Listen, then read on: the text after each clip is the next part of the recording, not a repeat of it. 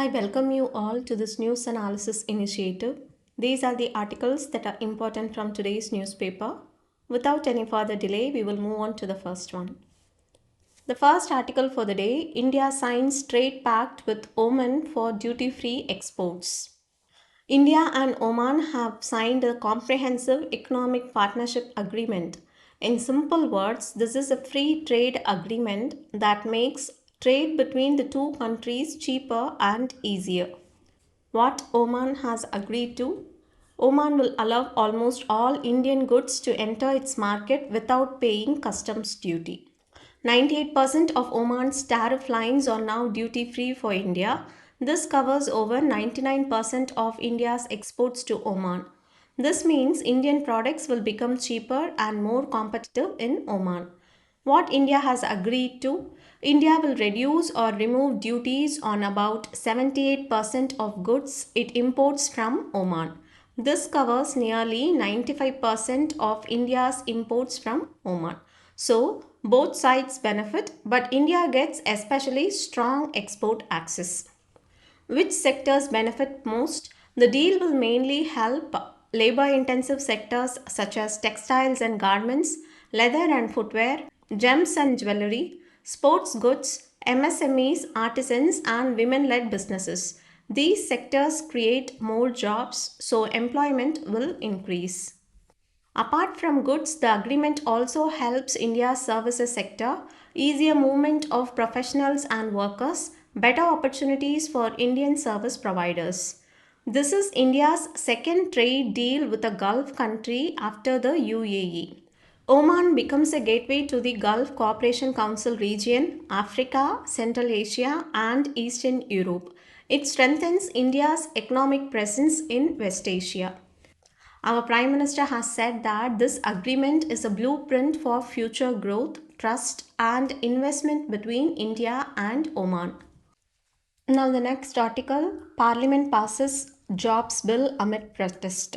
So, regarding this VBG Ramji bill, it has been passed in both the houses of the Parliament, and there are several articles in today's newspaper regarding it. We will see it in a holistic manner. This article is saying that the new bill to replace MNREGA is not just a policy change but a serious weakening of the right to work guaranteed by the Constitution. First, let us understand why MNREGA matters. The Constitution of India under Article 41 says that the state should try to provide the right to work to people within its capacity. Dr. B.R. Ambedkar explained that even though this right is not enforceable in courts, it is a moral instruction to governments and essential for economic democracy. MNREGA passed in 2005 was the closest India ever came to making the right to work real. It guarantees 100 days of work per year to any rural household, work on demand. If people ask, the government must provide it. Equal wages for men and women, full wage payment by the center, a strong role for states and panchayats. This demand-driven nature gave power and dignity to rural workers. If better work was available, people could choose it. If not, MNREGA acted as a lifeline. Now, what does the new bill do? The article strongly criticizes the proposed Viksit Bharat G Ramji Bill 2025, saying it destroys the core of MNREGA. Key changes that are criticized are: the first is no longer demand driven. Earlier, work was provided when people demanded it. Now, the center will fix a budget limit. If money runs out, the government has no legal obligation to provide work. Number two, states forced to pay more. States will now have to bear up to 40% or more of the cost, even though they are already financially stressed. Number three, extreme centralization. Project design, audits, approvals, everything moves to the center, weakening federalism and panchayats. Number four, ban on work during peak agricultural season. This benefits big landowners, not workers. Without MNREGA, workers lose bargaining power and are forced to accept low wages, especially women. Number 5. Digital barriers. Aadhaar linking and online attendance are made compulsory, even though poor connectivity has already caused workers lose wages. Number 6. False promise of 125 days. On paper, it says 125 days, but in reality, most households today get less than 50 days of. Now, why is this a constitutional issue? Adivasis are 8.6% of the population but 18% of MNREGA workers. Scheduled caste form about 19% of workers. Over two-thirds of MNREGA workers come from constitutionally protected communities. Weakening their access to work is seen as an attack on constitutional justice and equality. Now, what about funding? Since 2014, workers increased from 2 crore to nearly 8 crore. Funding never crossed 0.2% of GDP, and wage delays ran into rupees 8,000 crore. In 2024-25, 99 lakh people demanded work but were denied. Yet, corporate tax concessions and write-offs increased massively. So, what do global economists say about it? Top global economists, including Nobel laureate Joseph Stiglitz and Thomas Piketty, warned the government that MNREGA is the world's strongest example of a legal right to employment. It raised rural wages, reduced poverty, and created useful assets. Shifting cost to states without funding will kill the scheme. Suspending or defunding it makes the guarantee meaningless. Their message is very clear. Do not dismantle a proven lifeline for the rural poor. The next article for the day, a bold step amid an ambitious nuclear energy target. As countries develop, they need more energy, better health, education, income, digital services, etc. And modern lifestyles all depend on reliable energy supply. There is a strong link between human development and how much energy each person uses. So, why energy matters for development? Human development is measured by the Human Development Index, which looks at income, education, and health. Rich and developed countries have an HDI above zero point 0.9. India wants to reach that level. Studies show that to do this, India will need much more energy than it produces today. How much energy India needs?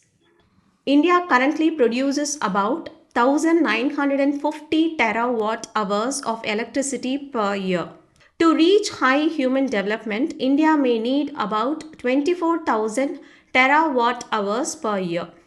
Around 60% of this will be electricity and the rest will be used to produce green hydrogen, which is needed to clean up industries like steel and fertilizers. At current growth rates, it could take 40 to 50 years to reach this level. So, the big challenge is the clean energy. India cannot rely on coal forever because of climate change. So, energy growth must be decarbonized, reliable, and affordable. And India is increasing its solar power, wind power, and hydropower, but they have limits. Solar and wind depend on weather and time of day. Large land areas are needed. Storing electricity is very expensive. So, nuclear energy becomes important because nuclear power produces large amounts of electricity, works day and night, does not emit carbon, and is suitable for base load power, that is, continuous supply. Because renewables alone cannot meet future demand, nuclear energy is necessary in India's energy mix. India already has indigenous reactor technology, experience in building and operating nuclear plants, safe fuel handling and waste management systems, and a trained regulatory framework. And India currently operates 700 megawatt nuclear reactors, and many more are under construction. So, what the Shanti Bill does? The Shanti Bill 2025 brings all nuclear laws under one framework. It strengthens the safety and regulation and allows faster expansion of nuclear power.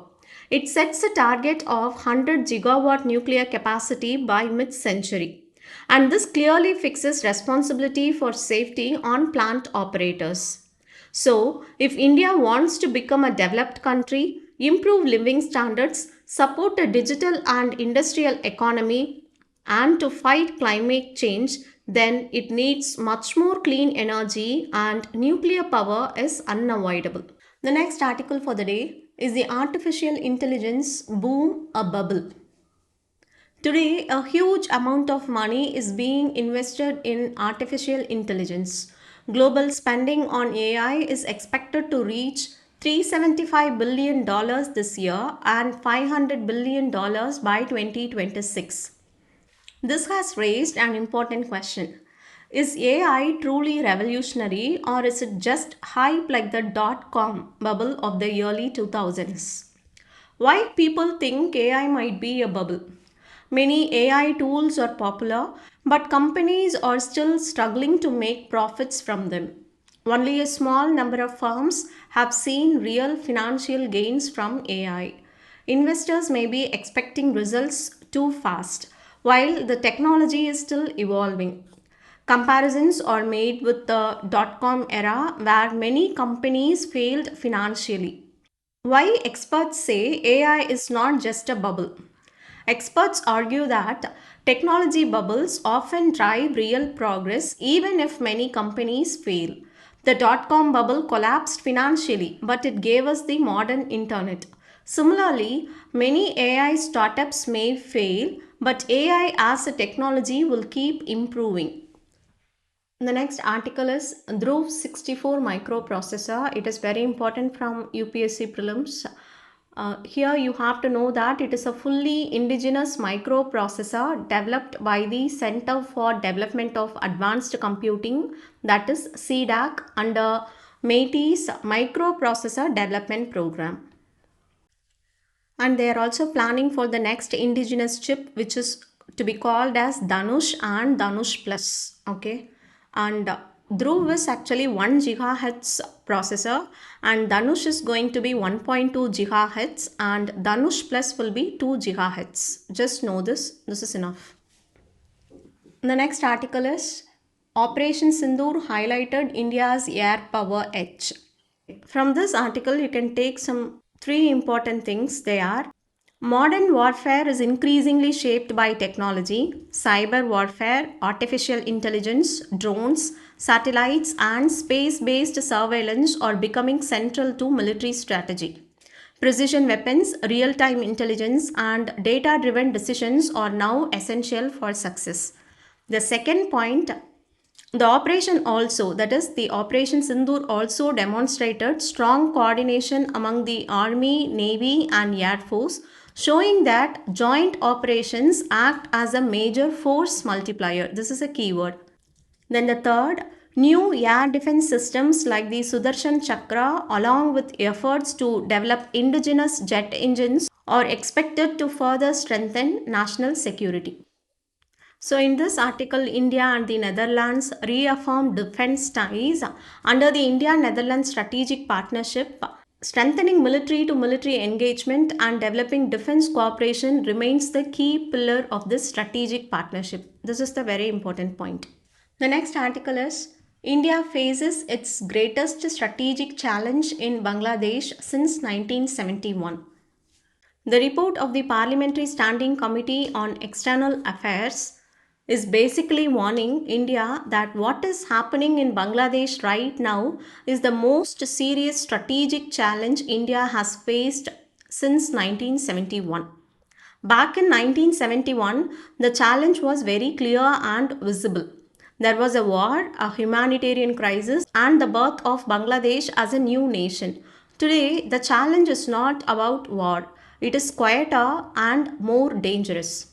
Bangladesh is going through a major political shift. The report says four big changes are happening. First, the long dominance of the Awami League has collapsed. Second, a new generation of youth-led nationalism is rising, which does not automatically feel close to India. Third, Islamist groups are returning to political relevance. And fourth, the influence of China and Pakistan inside Bangladesh is growing. Because of this combination, India risks slowly losing its influence and relevance in Dhaka, not because of conflict but because of political realignment. The larger message of the report is if India does not rethink and recalibrate its Bangladesh policy now, especially towards youth, new political forces, and regional geopolitics, it may lose strategic space to other powers without even realizing it. The next article for the day, retired judges don't want to sit as junior ad hoc judges, CJI. India's Chief Justice has explained why retired High Court judges are not coming back to help reduce the huge backlog of criminal cases. Across the country, High Courts have nearly 19 lakh criminal cases pending. More than two-thirds of these cases have been waiting for over a year. At the same time, there are almost 300 judge vacancies, which makes the problem worse. To deal with this, the Supreme Court earlier allowed High Courts to appoint retired judges as ad hoc judges under the Article 224A of the Constitution. The idea was simple: bring experienced judges back temporarily to clear old criminal cases. But this plan is not working well. The Chief Justice said that many retired judges are actually willing to help, but they feel uncomfortable. The reason is status and hierarchy. They feel embarrassed to sit as junior judges alongside much younger serving judges on two judge benches. At the same time, serving judges also feel awkward. Some of them ask why they should sit on a bench headed by a retired judge. So the hesitation exists on both sides. Retired judges don't want to sit as juniors. Serving judges don't want to sit with retired judges. Because of this, many high courts have not sent names of retired judges for appointment even though the law allows it. As a result, despite the huge backlog of cases and a clear legal solution, the system is stuck due to practical and human concerns, not legal barriers. So, this is the article that was written by the Nobel laureates like Joseph Stiglitz and Thomas Piketty, who warned that MNREGA is the world's strongest example of a legal right to employment. Very important one. The next article is this. The Allahabad High Court has clearly said that live-in relationships are not illegal in India.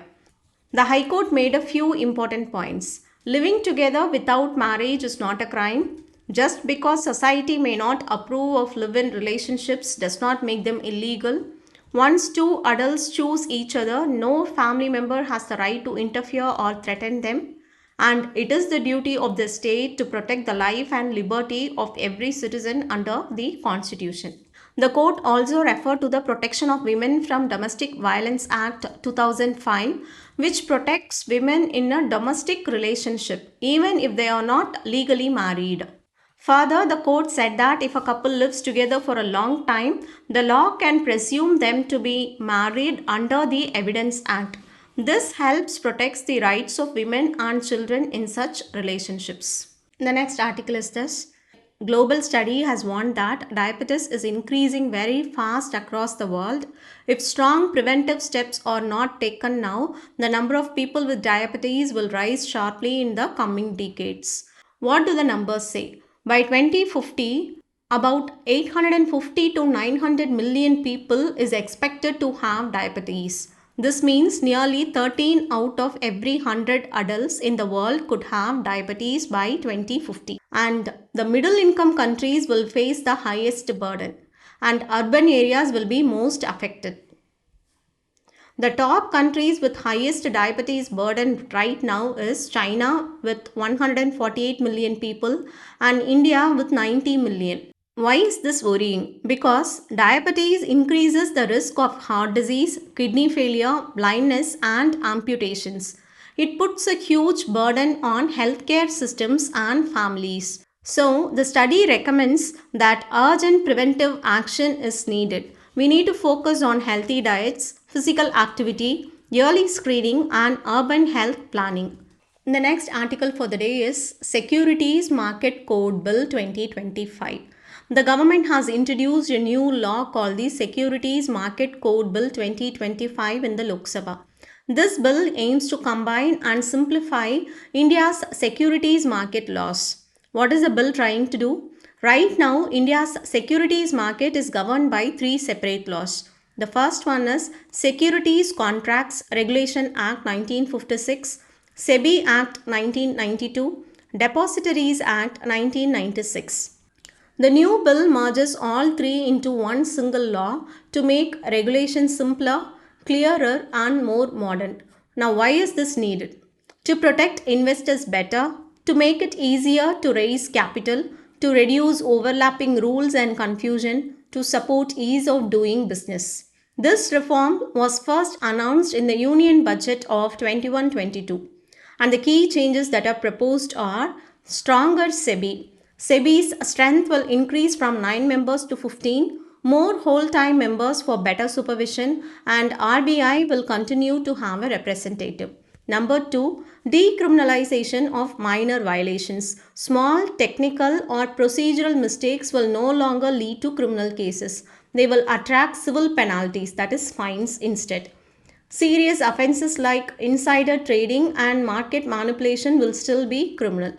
The third, time limit on inspections. If a violation is more than 8 years old, inspections cannot be started. Number 4, conflict of interest rules. SEBI members must declare personal or financial interest. This helps ensure fair and unbiased decisions. The bill has been sent to the Parliament Standing Committee on Finance. Today, the places in news are Israel and Lebanon, also Sudan. We have seen Sudan multiple times, so I'm skipping that. And Israel and Lebanon, we have seen Israel multiple times. We will just look into Lebanon. Lebanon shares land borders with Syria to the north and east and Israel to the south, while its west is defined by the Mediterranean Sea. It also has a maritime neighbor in Cyprus. That's all for today. Thank you all for joining.